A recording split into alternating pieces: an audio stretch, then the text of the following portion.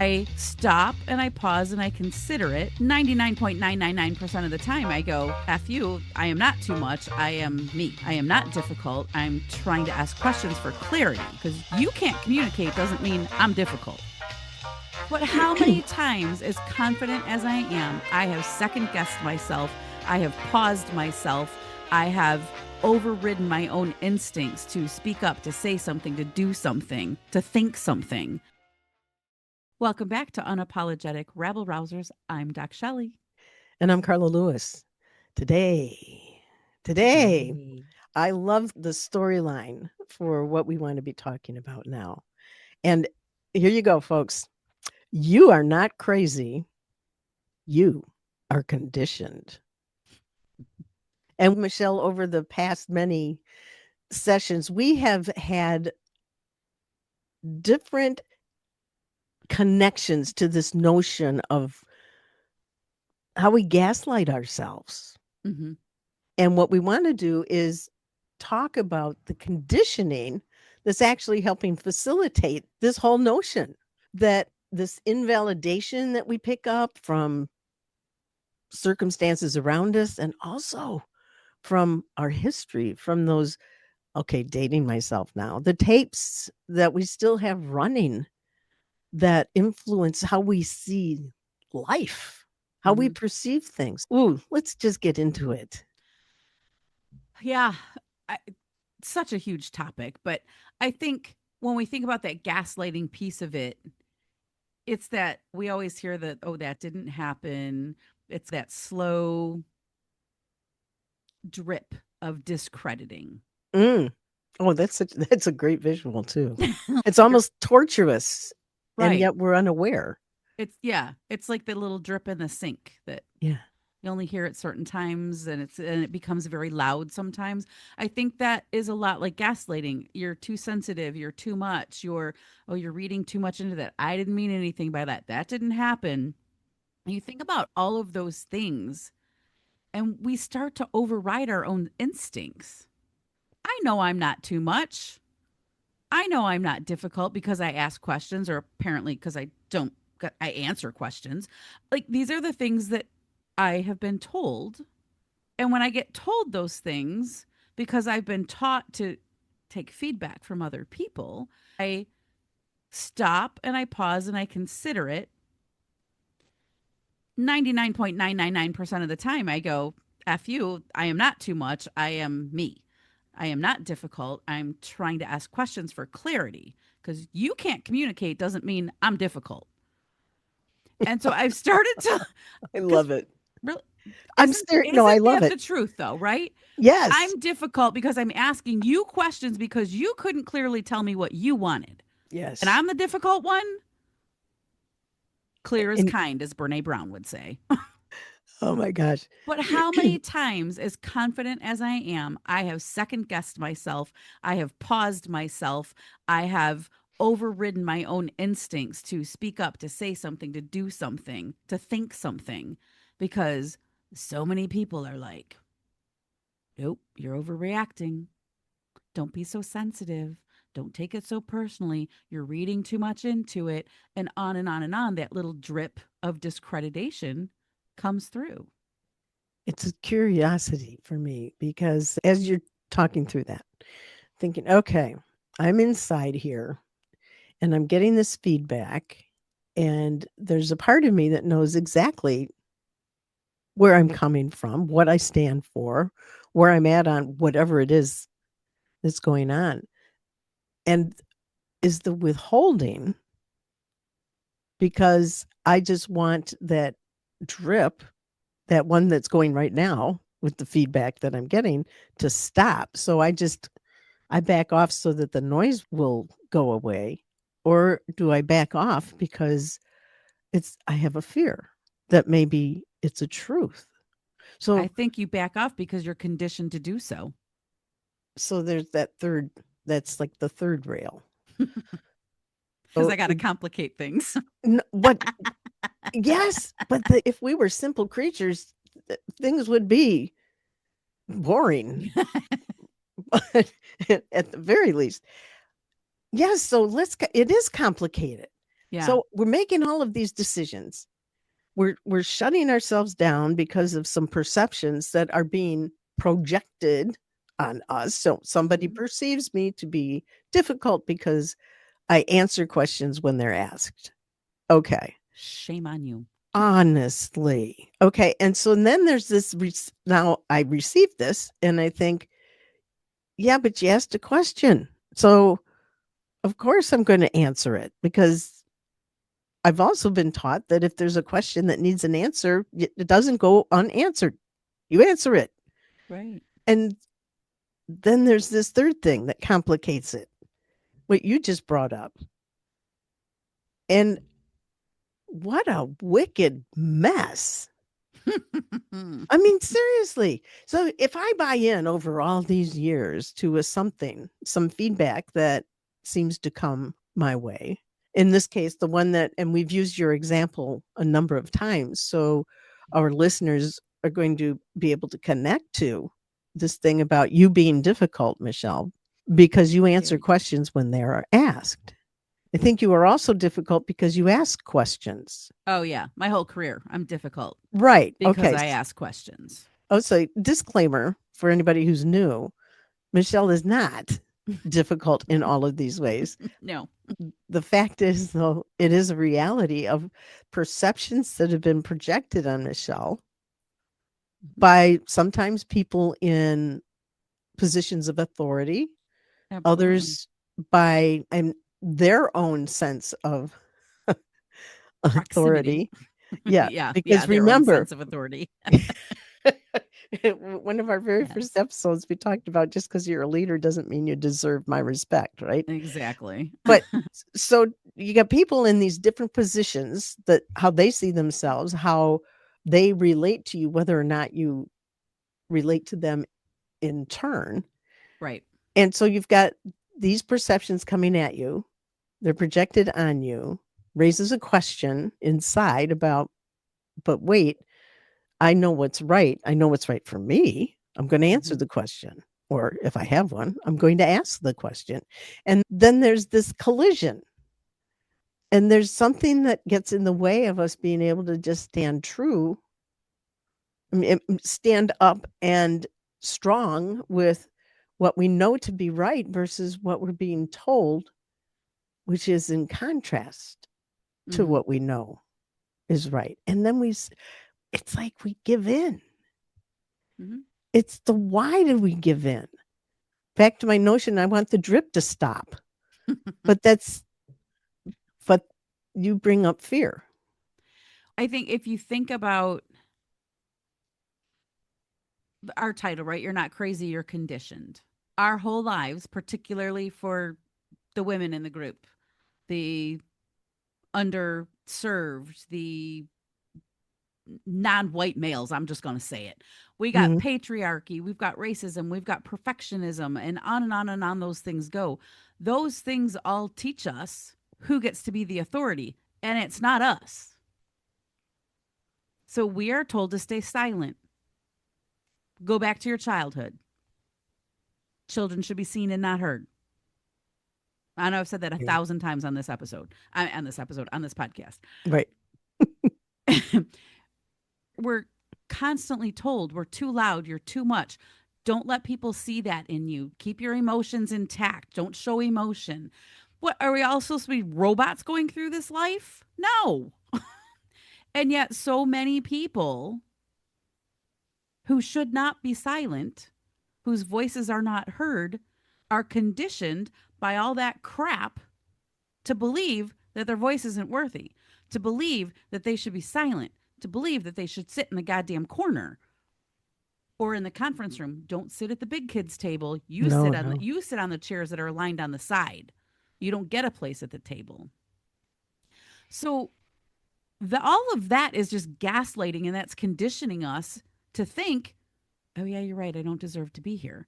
And then you think, "Why the hell don't I deserve to be here?" So you're not crazy. You do deserve to be there, but you're conditioned to believe and to question whether you should be in the room, whatever room that is for you. Yeah. Sorry, I went off on a little tangent there. No, Woo! it's I'm there's fired up about this. I'm very passionate about this topic. I was going to ask you if you really cared about it or not because Yeah. I was having a hard time picking that up. Mhm. Just kidding. Okay. So we get conditioned,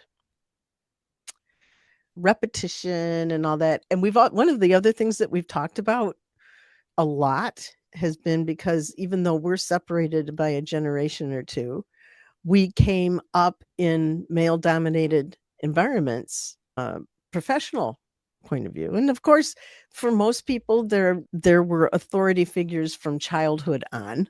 But you get into this male dominated place where it well, they were the bosses.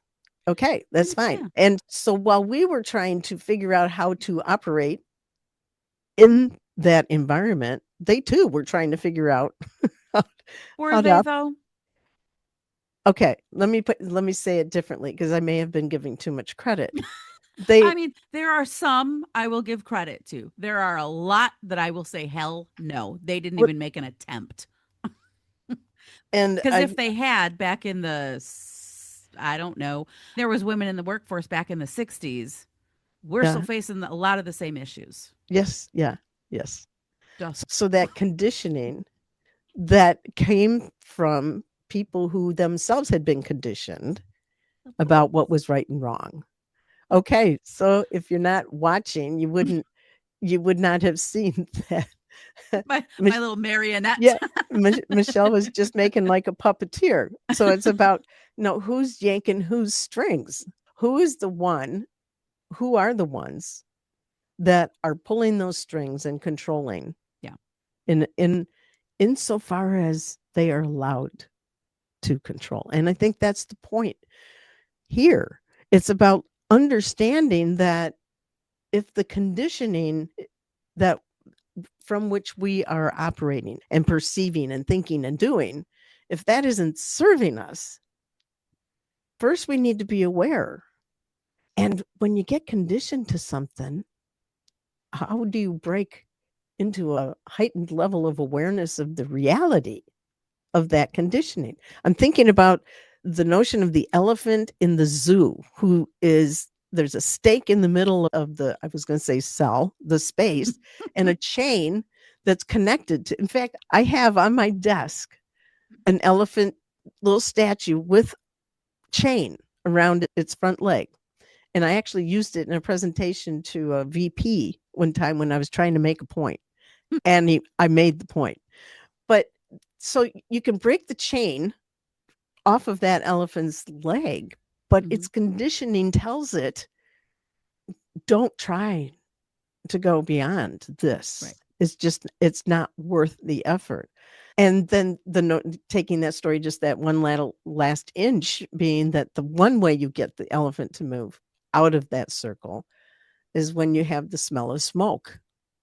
And what you want to do is how do we get the smell of smoke to move out of the patterns that we've been conditioned to live within without burning down the damn tent?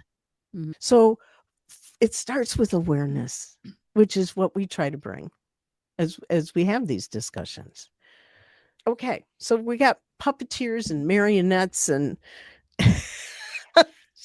I think it's important to recognize that, like, you trying to downplay your brilliance, you silencing yourself, you practicing a whole lot of humility that doesn't need to be practiced at that depth, that these are not flaws. They are downloaded beliefs that we have, that we've been conditioned to believe from a broken culture. And when we can recognize that, then we can start to move past that. So if you're hearing yourself say things or think things like, I should just let this go, maybe I am too much, maybe I am difficult, take a break, take a breath. Those are internalized beliefs that your voice, your feelings, your boundaries are inconvenient. Hear me. You are not too much. You have been taught that less of you is more acceptable. That's a bunch of bullshit. yeah, That is a lie that is worth rejecting. And let's talk about how we do that. How we do what? Reject the lie? And in rejecting the lie, that is stepping outside of that conditioned self, stepping outside of the, they're just, you don't even think about it. It's like breathing. It's become this part of you. How do we, how do we start stepping outside of that lie, rejecting what you were just talking about? So for me, this comes back to your nervous system. Because everything we experience, our nervous system remembers. So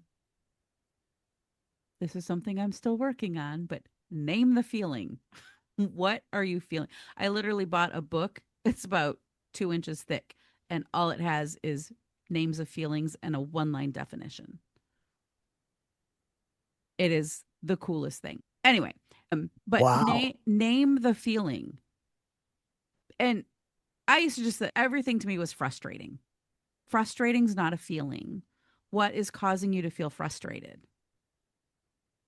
And your body will feel it. There are certain things like when I get told I'm difficult, it's right. I feel it right here, like right at the bottom of my throat, because it makes me want to choke. I'm so tired of hearing that. Maybe I was difficult in my younger days, but I am not a difficult human being. Very easy to get along with. I'm very approachable. Yes, I ask questions because I want to set myself up and my people for success. How horrible and difficult is that? So when I hear it, it's like I want to choke the life out of somebody. And it's like this is where it comes right here for me, is right at the bottom of my throat. So your body feels it. What I will also say is one of the biggest lessons I learned, and I've shared the story a couple times, so I'm not going to share the whole story, but when I went against my gut on a career decision, worst Mm. career decision I ever made, but I went against my gut. Where are the times that you have gone with your gut? Because your gut is always right. To build your evidence list of those moments where you knew you were told something and you knew it was wrong. You were told something about yourself and you were like, my gut says I'm right. My gut says I know this.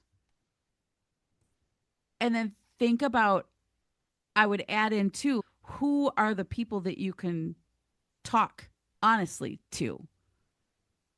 Safe people who don't talk you out of what, safe people will talk you out of what you think you know and talk you into what you know.